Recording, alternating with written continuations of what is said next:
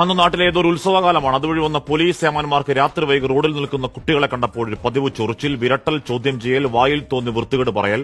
ആ പ്രശ്നം ആരോ പറഞ്ഞു കേട്ട് വന്നതാണ്. പ്രാദേശിക രാഷ്ട്രീയക്കാരൻ, യൂത്ത് കോൺഗ്രസ് നേതാവ് പോക്കറ്റിലെ കാശ് നോക്കാതെ, രാത്രിയെന്നോ പകലെന്നോ നോക്കാതെ നാട്ടുകാരുടെ ആവശ്യത്തിന് എപ്പോഴും ഇറങ്ങി നിൽക്കുന്ന ഒരുത്തനാണ് പാമ്പുടിച്ചവൻ, ക്ഷേത്രത്തിലെ പൂജാരി.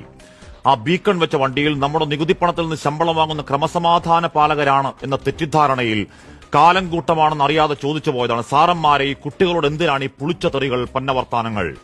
പ്രധാനമന്ത്രിയെ, മുഖ്യമന്ത്രിയെ ചോദ്യം ചെയ്യുന്ന ഒരു നാട്ടിൽ ആ സാധാരണക്കാരന്റെ ചോദ്യം കൊമ്പുവച്ച ഏമാന്മാർക്ക് പിടിച്ചില്ല.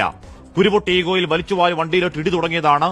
വഴിനീള മർദ്ദനം. സ്റ്റേഷനിലെത്തുമ്പോൾ തന്നെ കർണപടം തകർത്ത് ചെവിക്കരണം തീർത്തവന്റെ മുടിഞ്ഞ കയ്യൂക്കിൽ മസിൽ ബലത്തിൽ നിർത്തിയോ കൊല്ലാക്കൊല. കുറിച്ചു നിർത്തി കൈമുട്ടുകൊണ്ട് നട്ടലിന്റെ കശേരുക്കളിൽ നെഞ്ചാങ്കൂട് കലക്കുന്ന ഇടിയാണ്. ആയുഷ്കാല മർമ്മങ്ങളിൽ വേദനയും ചോര തുപ്പിക്കുന്ന മർദ്ദനമാണ്. ആ കാടിറങ്ങുന്ന കാട്ടുപോത്തിനോടോ തേറ്റപ്പന്നിക്കൂട്ടത്തോടോ പോലും ചേർത്തു വെക്കാവതാണോ ഈ ഗൂണ്ടകളുടെ മര്യാദകെട്ട തെമ്മാടിപ്പണി? ഏതെങ്കിലും ഒരുത്തന്റെ പ്രകോപനമാക്കിയല്ല.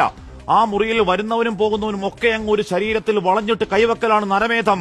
എന്നിട്ട് പറയും ഒന്നാം നമ്പർ പോലീസ്, ജനമൈത്രി, എന്നാ മൈത്രി? അഹങ്കാരമാണ് അവന്റെ പ്രതിപക്ഷക്കാരൻ, സാധാരണക്കാരൻ, ഒരു പൂജാരി. വീട്ടിൽ കയറി തിരിച്ചടിക്കുന്ന ഉറപ്പിലാണ്, ഒടുക്കത്തെ കോൺഫിഡൻസ് ആണ്. ഈ സംസ്ഥാനത്തിന്റെ ഗൂണ്ടാ ലിസ്റ്റിൽ ആദ്യ 10 ഗുണ്ടകൾ ഒരുത്തന്റെ ദേഹത്ത് കൈവക്കാൻ ധൈര്യമുണ്ടോ സാറമാനെ? മുട്ടുപറയ്ക്കും, നിങ്ങളൊക്കെ മൂത്രമൊഴിക്കും കാലുവഴി. ഗുണ്ടാ സൽക്കാരത്തിന് പോയി ബാത്റൂമിൽ കയറി ഒളിച്ച സാറന്മാർ, മോൻസൻ മാവുകൾ, വ്യാജ സാമ്രാജ്യത്തിന്റെ പാറാവുകാർ, ടിപ്പിയെ വെട്ടിക്കേറിയവന്മാർക്ക് ചെയ്യുന്ന നാണം കെട്ട ദാസ്യപ്പണി അടക്കം കണ്ടവരാണ് കേരളം. ആ വേദനയുടെ വർഷങ്ങളിൽ ഒരു കുറ്റവും ചെയ്യാത്തൊരു പൊതുപ്രവർത്തകന്റെ അകത്താളിയ തീയാണ്. പോരാട്ടമാണ്. 6 അടി മണ്ണിൽ അടക്കാൻ നോക്കിയ ദൃശ്യങ്ങൾ കേരളം കണ്ടത് ഇപ്പോഴാണ്. നേരത്തെ കണ്ടവർ എന്തോ കൊട്ടത്താപ്പൻ നടപടിയെടുത്തുവെന്നാണ് ന്യായം പറച്ചിൽ. അങ്ങ് സ്ഥലം മാറ്റിയത്രേ.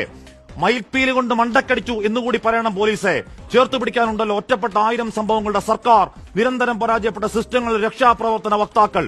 ആ ക്ലീശയ വർത്താനങ്ങൾ മാറ്റിവെച്ച് ഈ നരാധമന്മാരുടെ കാക്കിയൂരി കാപ്പ ചുമത്തി നാട് കടത്തിയില്ലെങ്കിൽ, കേരളത്തോട് സമസ്താപരാധം പറയുന്നില്ലെങ്കിൽ, ആഭ്യന്തര വകുപ്പെ, സർക്കാരെ, ഒരു അയ്യപ്പ സംഗമവും രക്ഷയ്ക്കെത്തില്ല. ഈ അട്രോസിറ്റി കണ്ട് ഗതികെട്ട മനുഷ്യന്റെ പൊട്ടുന്ന രോഷം ജനകീയ വിചാരണ.